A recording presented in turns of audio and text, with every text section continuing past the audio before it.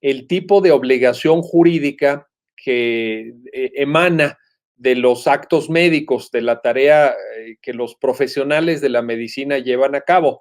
Y como regla general, podemos señalar que esta obligación jurídica es lo que los abogados llamamos una obligación de medios y no de resultados.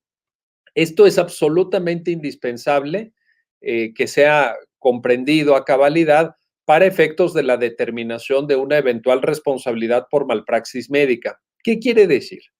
Quiere decir que los profesionales de la medicina, incluyendo desde luego a los profesionales de la enfermería, y también porque en algunos casos nos lo han planteado a través de consultas profesionales, también aquellas personas que desempeñan tareas en el área propiamente de veterinaria, tienen que llevar a cabo sus actividades con unas pautas de diligencia profesional.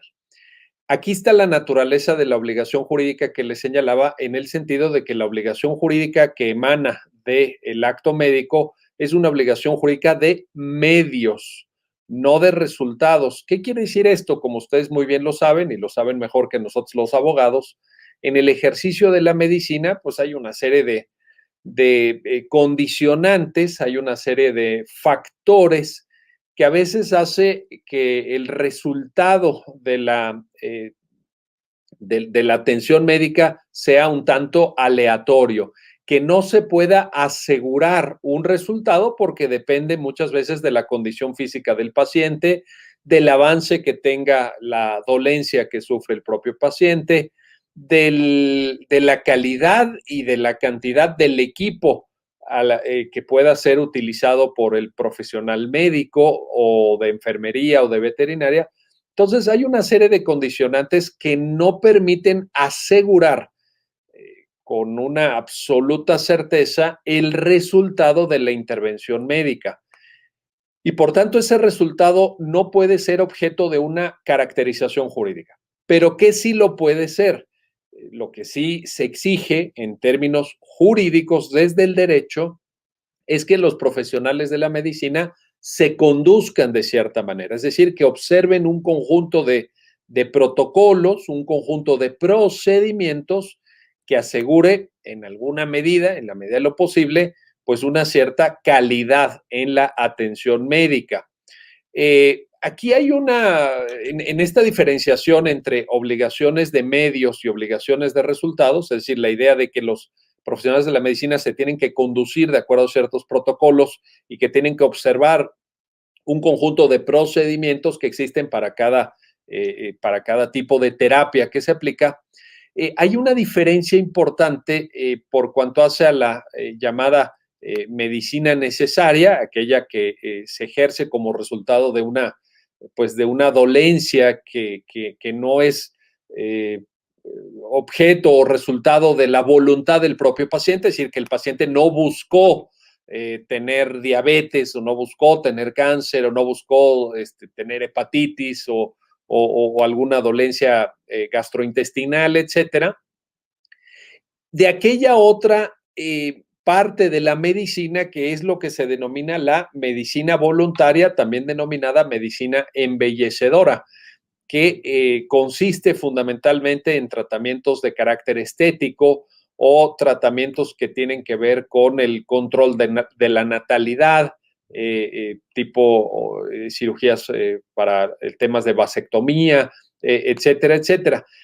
¿Por qué es importante esta diferencia entre la llamada medicina necesaria y la medicina voluntaria o embellecedora? Porque en esta segunda modalidad de la medicina voluntaria o embellecedora, sí existen para los profesionales de la medicina obligaciones de resultado.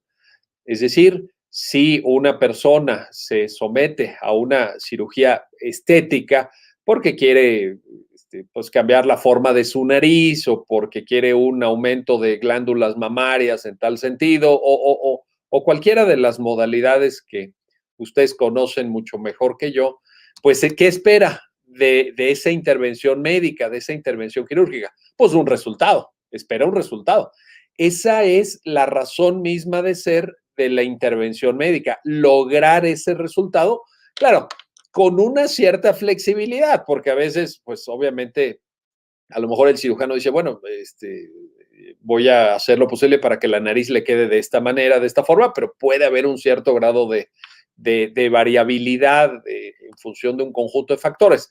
Pero en general, en este tipo de modalidades, sí son obligaciones de resultado, no solamente de medios. Ahora, cuando decimos obligación jurídica de medios, de observar ciertos procedimientos, es muy importante tomar en cuenta, y así lo reflejan varias de las sentencias que están reunidas en el libro, el concepto de lex artis ad hoc. La lex artis ad hoc se entiende como la aplicación precisamente de protocolos, de guías médicas que existen para la atención de cada una de las dolencias, o por lo menos de las principales dolencias que pueden afectar la salud de los seres humanos. La lex artis ad hoc implica que el profesional de la medicina se condujo con apego a los protocolos, a las guías médicas, algunas de ellas que han sido expedidas por órganos públicos como la Secretaría de Salud del Gobierno Federal, en el caso de México, o también por colegios de profesionales de la medicina, sean nacionales o sean extranjeros. En algunos juicios que se han ventilado ante tribunales mexicanos, se han ofrecido como pruebas, ya sea como pruebas de cargo, es decir, de acusación contra profesionales de la medicina, o como pruebas de descargo, es decir, como pruebas de defensa de los profesionales de la medicina, algunos protocolos que han sido aprobados por colegios profesionales, colegios de medicina, colegios médicos de otros países. Y los tribunales mexicanos, a través de consultas con especialistas, los han validado. Han dicho que, por supuesto, son aplicables estos protocolos.